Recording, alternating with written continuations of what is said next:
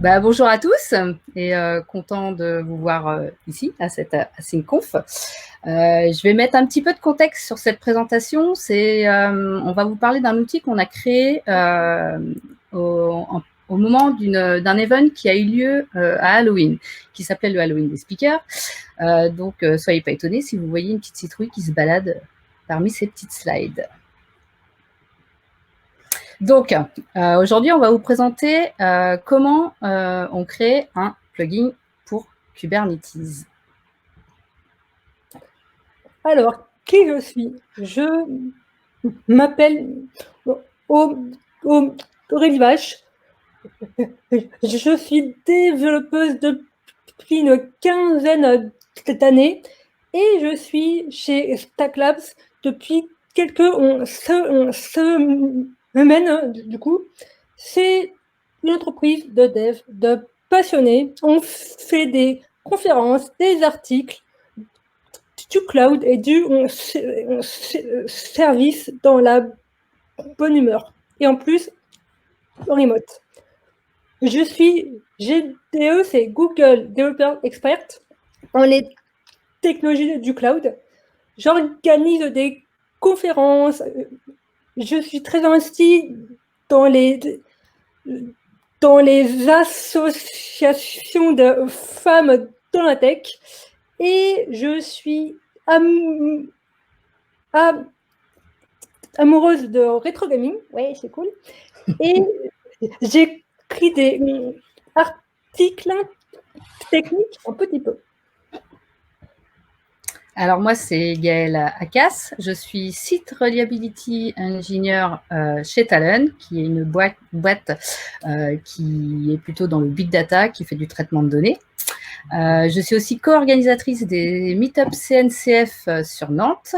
J'écris des articles et puis je fais des reviews de sketchnotes d'Aurélie, mais je vous en parlerai ça un petit peu plus tard. Et puis, je suis aussi speakeuse. Donc, aujourd'hui, on va vous parler de plugins. Pourquoi parce que déjà, pour interagir avec Kubernetes, on utilise kubectl. C'est une CLI et elle est super intéressante. Et ce qui va être chouette là, c'est de vous montrer comment on peut développer vraiment rapidement un plugin et surtout comment on peut le mettre à disposition du monde entier. Donc, on va avoir des slides sur cette session, mais pas que. On aura aussi un super live coding avec Aurélie. Donc, c'est parti!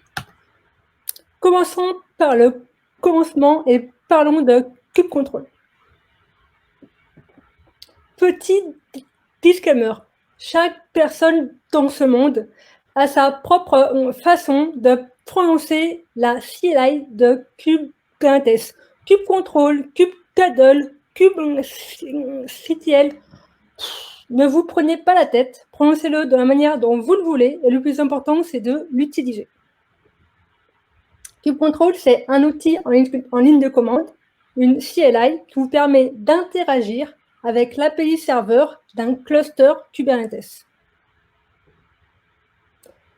Il vous suffit de penser ou de dire à haute voix ce que vous voulez et vous vous apercevrez que vous taperez les commandes de manière instinctive. Par exemple, si on veut la liste des pods d'un namespace, alors il vous suffit de taper kubectl get pods -n avec le namespace. Et si vous voulez scaler un déploiement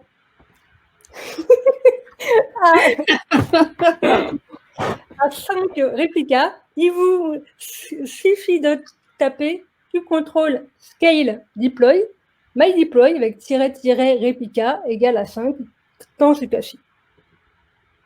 Get, delete, describe, log, la commande est vraiment très pratique.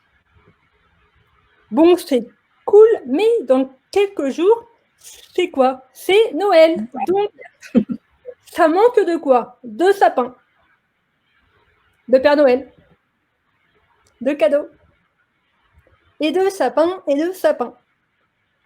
Mais comment je fais, moi, pour rajouter tous ces jolis emojis dans mes résultats de ma commande kubectl getPod? Eh bien, avec des super plugins kubectl.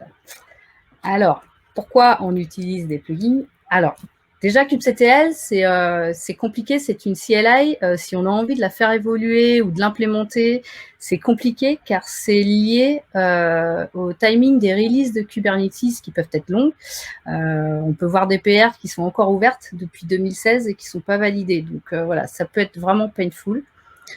Autour de Kubernetes, on peut trouver plein d'outils. Par exemple, pour visualiser des logs, que ce soit dans vos pods, il y en a plein. Moi, j'en ai un, c'est mon chouchou, il s'appelle Stern. Après, la problématique, c'est qu'il y en a plein avec différentes façons de l'implémenter. Il faut pouvoir trouver chaussure à son pied, c'est pas forcément facile de s'y retrouver.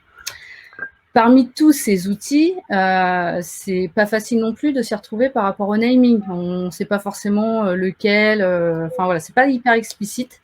De même, l'installation, il y a il y a plusieurs façons de les installer, que ce soit du apt-get, du brew en fonction de vos OS. Et puis, pour savoir qu'ils existent, c'est pas simple non plus. Alors, avec un petit coup de bol de l'avoir vu passer sur Twitter ou à une machine à café au moment d'une pause, sauf que c'est un peu plus compliqué en ce moment. Moi, ma machine à café chez moi, je suis toute seule. Donc, c'est pas simple de s'y retrouver. Mais il y a un truc qui est génial, c'est que Kubernetes, en fait, c'est complètement extensible. La plupart de ces composants met à dispo une interface, donc ça peut être, on peut étendre le network, on peut étendre aussi toute la partie storage, on peut étendre aussi toute la partie des conteneurs, et on peut aussi, du coup, là c'est là qu'on va s'intéresser, étendre la partie kubectl, la CLI, et avec des plugins. Alors, pourquoi créer des plugins ? Eh bien, pour améliorer votre productivité. Et ça, c'est vraiment essentiel. Si je vous donne un exemple, par exemple, juste aller visualiser le contenu d'un secret dans votre cluster Kubernetes, c'est assez fastidieux parce que c'est encodé en base 64. Donc, pour le visualiser, il faut faire un get, plus un JSON query, puis aller faire un base des codes 64. Si on le fait plusieurs fois par jour, ça peut être vraiment long. Et puis, l'avantage des plugins, ce qui est top, c'est qu'on peut l'écrire dans n'importe quel langage à partir du moment où votre langage il permet de créer une CLI. Donc, on peut le faire en Go, on peut le faire en Rust, on peut le faire en Python, on peut le faire en Bash ou en Quarkus. Donc, comme vous voulez. Et ça, c'est vraiment génial. Comment marche un plugin? Comment ça fonctionne et comment on crée un plugin? Eh ben, on va suivre une recette de notre petit gopher préféré. Donc, premièrement, la première étape, c'est de créer un fichier avec le nom. Le nom est très important. Il devra s'appeler kubectl- et le nom de votre plugin. Donc, ici, kubectl myplugin. Ensuite, en deuxième étape, il va falloir le rendre exécutable pour qu'il puisse fonctionner et être exécutable, tout simplement. Et en troisième partie, il faudra impérativement le mettre dans votre environnement, votre pass. Et ça va vous permettre de pouvoir l'invoquer depuis n'importe où, depuis votre environnement sur votre PC ou votre Mac. Depuis n'importe où, vous tapez votre commande.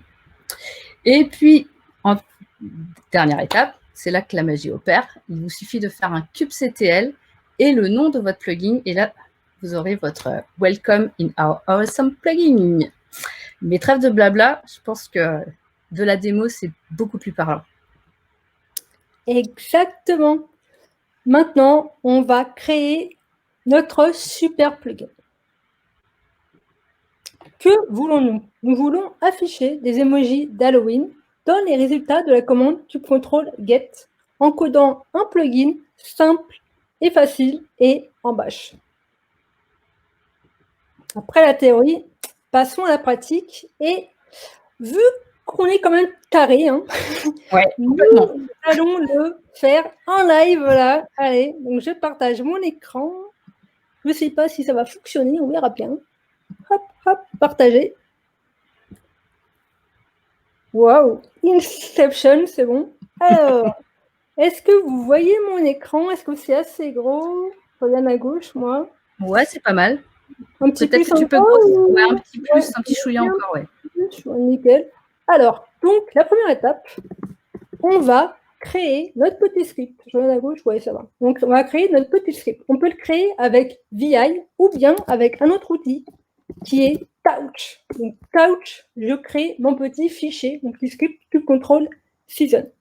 Et là, si on veut l'exécuter, on voit le sudo. Si on veut l'exécuter, cela ne fonctionne pas. Parce que, comme on l'a vu, il faut rajouter la permission d'exécution sur le script. Et comme ça, on pourra l'exécuter. Là, il s'exécute. C'est nickel. Ensuite, qu'est-ce qu'on va faire?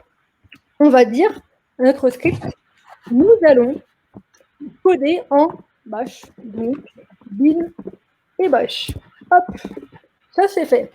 On l'a fait avec VI, mais ça va être également cool de coder avec quoi?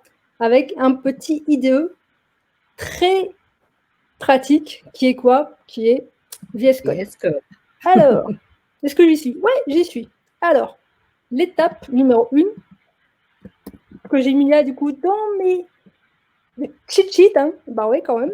Donc la première étape, ça va être quoi? C'est visible? Ouais, c'est assez visible. Ouais, ça se voit.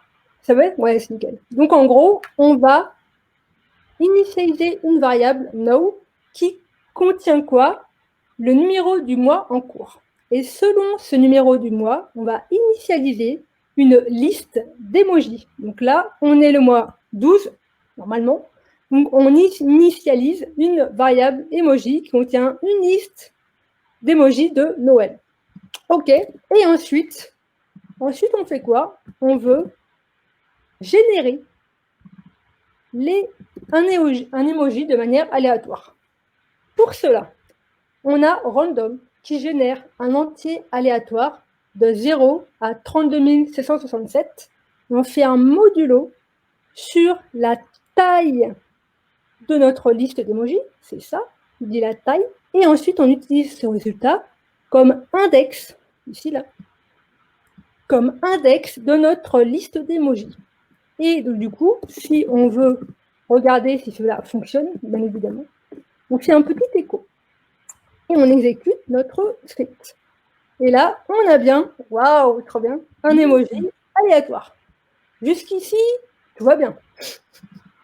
Ensuite, il y a une bonne pratique que j'aime particulièrement, c'est d'expliquer, hop, je reviens ici, c'est d'afficher un message d'aide, un message d'usage lorsque vous utilisez, exécutez un script, un plugin ou un outil en ligne de commande. Donc du coup là, c'est ce qu'on a fait. On a généré un petit message d'aide et on l'affiche quand? Lorsqu'on exécute le script sans argument, avec l'option "-h" et ou bien avec l'option "-help". On va le tester. Alors là, si j'exécute, maintenant j'ai quoi? J'ai mon message d'aide et l'option "-h" également fonctionne. Jusqu'ici également, ça va. Et là, sous vos yeux ébahis, oui, l'intelligence, exactement, l'intelligence de notre application script, c'est une ligne. En une ligne, on a l'intelligence de notre script. Alors, une des bonnes pratiques de la programmation, c'est d'aller à l'essentiel, de se simplifier la vie et de faire du KISS. K-I-S-S, c'est quoi? C'est Keep It Simple Stupid. Et voilà, c'est...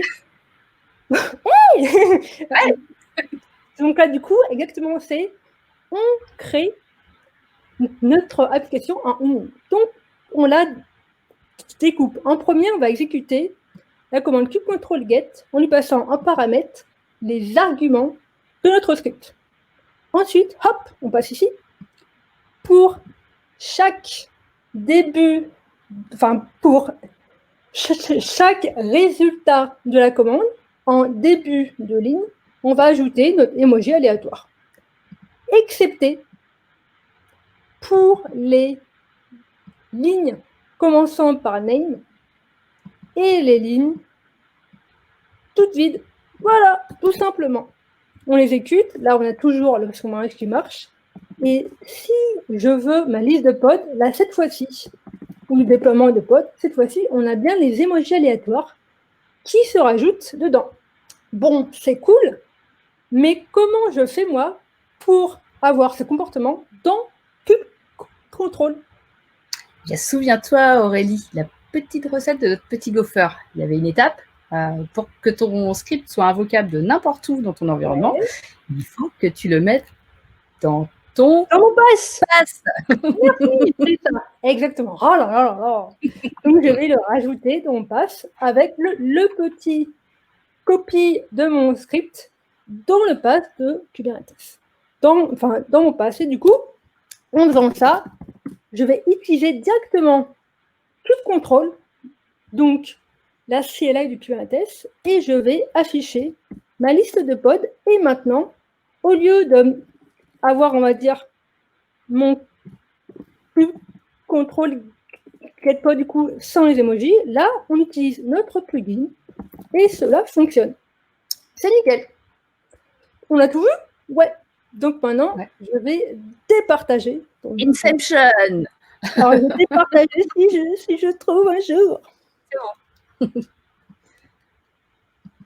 Nickel. C'est vraiment topissime. Et comment je fais maintenant pour le partager au monde entier? Eh bien, avec Crew.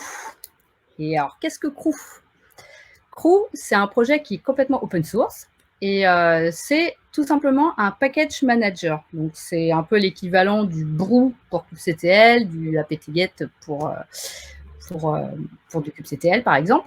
Il est utilisable depuis la version kubectl 1.12. Et donc, voilà. Donc, il y a le lien. Alors, vous inquiétez pas, les slides seront partagés à la fin.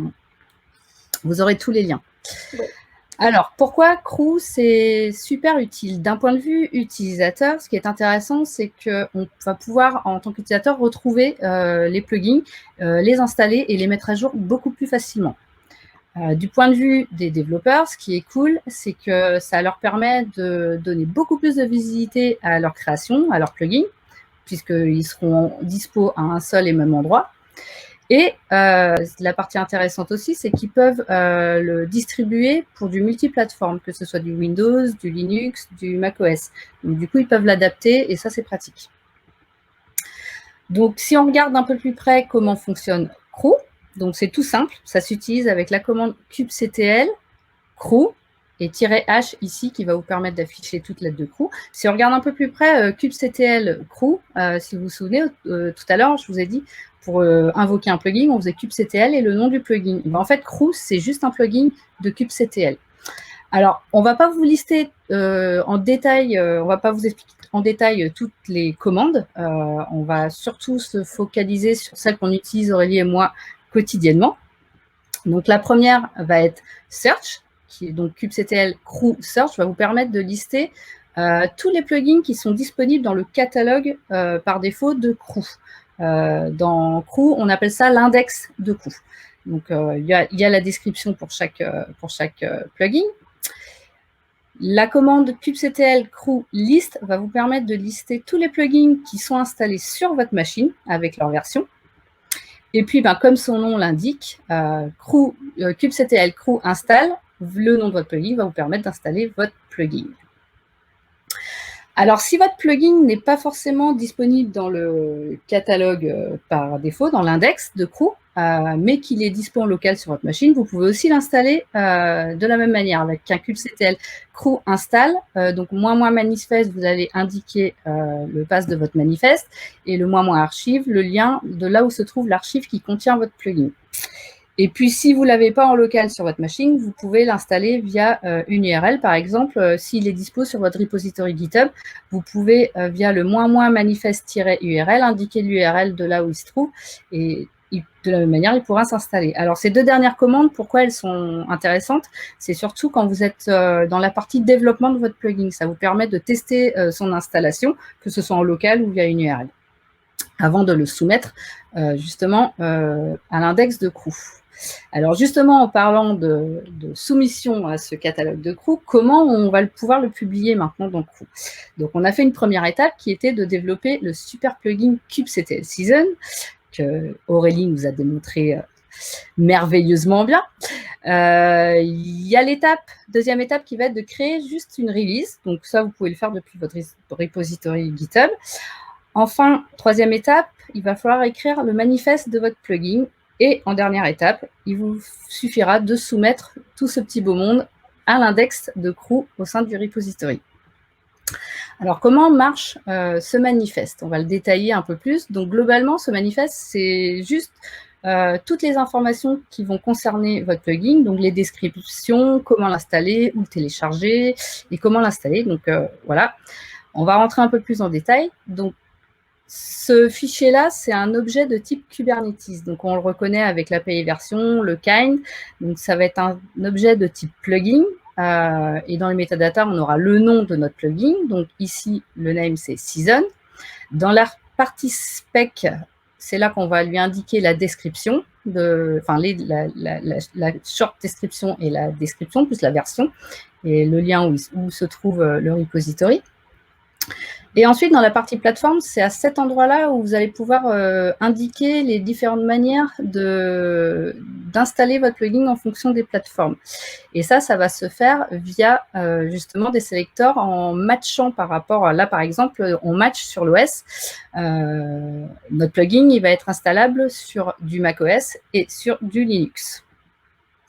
Ensuite, il y a la partie où on donne les informations pour télécharger son plugin. Donc, on va lui donner l'URI de notre archive. Chose très importante, l'archive, elle doit être soit au format zip, soit au format tar.gz. Ça, c'est important. Et ensuite, il faut que vous donniez le SHA-256. Votre archive aussi, elle doit être accessible publiquement. Ça, c'est important. Il faut que ce soit téléchargeable et que ce ne soit pas un repository privé, forcément. Hop là, je vais trop vite.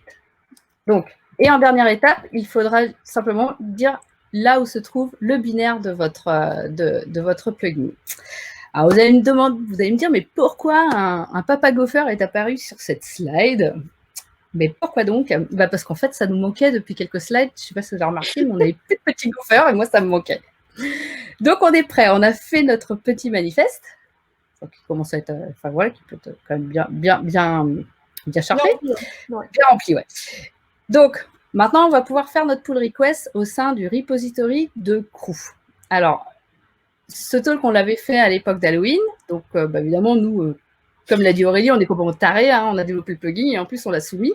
Donc, on l'a proposé à l'époque d'Halloween. Donc, c'était le kubectl Halloween qui permettait d'afficher juste des emojis pour la partie Halloween, enfin, à l'époque d'Halloween. Il n'a pas été accepté parce que il n'améliorait pas forcément la productivité, ce qui est l'intérêt des plugins, mais il avait quand même une partie fun. Donc, on nous a plutôt renvoyé vers une nouvelle feature de crew qui existe depuis peu, qui sont les private index. Alors, qu'est-ce que le private index? C'est ça. C'est la même chose qu'un index par défaut, sauf que là, vous le créez dans votre propre repository. Donc là, on en a créé un dans le repository d'Aurélie. Donc, pour l'ajouter à votre liste d'index, il vous suffit de faire un kubectl crew index add Scrally, le nom de l'index, et puis le lien vers là où se trouve l'index. Ensuite, si vous faites un kubectl crew index list, là, vous verrez, donc vous aurez l'index par défaut de crew, et à celui-là sera ajouté le nouvel index custom de Scrally. Ensuite, si vous faites un kubectl crew search Scrally, ça va vous lister tous les plugins qui sont disponibles. Donc là, on voit bien, on a bien notre plugin qu'on a créé à Halloween et notre petit dernier qui va vous égayer toute votre année 2021 avec nos emojis, c'est le Scrally Season. Et puis enfin, pour l'installer, un kubectl crew install Scrally et le nom du plugin Season. Donc ça, vous pouvez déjà le faire de chez vous. Il sera disponible et vous verrez tous nos petits emojis. Alors, pour mettre à jour les plugins, c'est simple, ça marche vraiment comme les plugin managers de base. C'est comme les package managers, c'est du kubectl crew update. Ça va vous permettre de mettre à jour votre index, votre catalogue, de prendre connaissance de toutes les nouvelles versions. Pour mettre à jour vos plugins, il suffit de faire un kubectl crew upgrade ou crew upgrade le nom d'un plugin en particulier. Alors, on a sélectionné quelques plugins qui sont vraiment intéressants, que Aurélie et moi, on utilise tout le temps. Je vous ai parlé au tout début, par exemple, pour visualiser un secret. C'est fastidieux au sein de Kubernetes. Donc, si on le fait plusieurs fois par jour, il existe un plugin qui est vraiment rapide. Il suffit de taper kubectl view secret, le nom de votre secret, -a, et ça va afficher le contenu de votre secret en clair sans avoir à faire un base des codes 64, blablabla. Et c'est plutôt pratique. De la même manière, il existe un view, certes, Et c'est même un ami d'Aurélie qui l'a proposé et soumis il y a quelques mois maintenant. Et il permet de visualiser le contenu des certificats. Donc, il vous donne la validité, les issueurs, les versions, ce qui est pratique. Il y a le View utilisation qui vous permet de voir l'utilisation des ressources de vos pods, donc en une seule commande. C'est plutôt pratique. Des fois, ça peut éviter d'aller forcément aller chercher le dashboard Grafana si on a envie d'avoir une petite information sur le moment. Et puis, le petit dernier que j'utilise beaucoup, qui s'utilise en fin de commande, par exemple, quand on veut voir le contenu d'un déploiement ou de n'importe quel type de ressources Kubernetes, le fait de mettre le pipe kubectl neat à la fin, ça va vous cleaner votre contenu YAML, c'est-à-dire ça va enlever tous les champs un peu inutiles que l'API Kubernetes rajoute, et ça permet d'aller à l'essentiel de l'information et d'avoir un contenu propre. Terminons ce talk par les bonnes pratiques. Le naming des plugins est très important. Il n'est pas possible de créer des plugins ayant le même nom que des commandes existantes, et même si vous le faites, elles prendront le pas. Donc, don't do that. Choisissez un nom explicite qui va vraiment expliquer ce que votre plugin fera. Par exemple, du contrôle service, on ne sait pas ce qu'il va faire. Donc, non. Le contrôle open, il va ouvrir quoi? Une porte. C'est un ouvre-boîte. On ne sait pas du tout. Donc, non. Mais par contre, le contrôle open service, là, on devine très bien que ce plugin va ouvrir un service. Et ça, du coup, on recommande. On valide. Ouais, on valide. Comme on l'a vu, il est possible de créer des plugins en Bash, en Python, en Rust, mais la bonne pratique est de le faire en Go. Alors, pourquoi?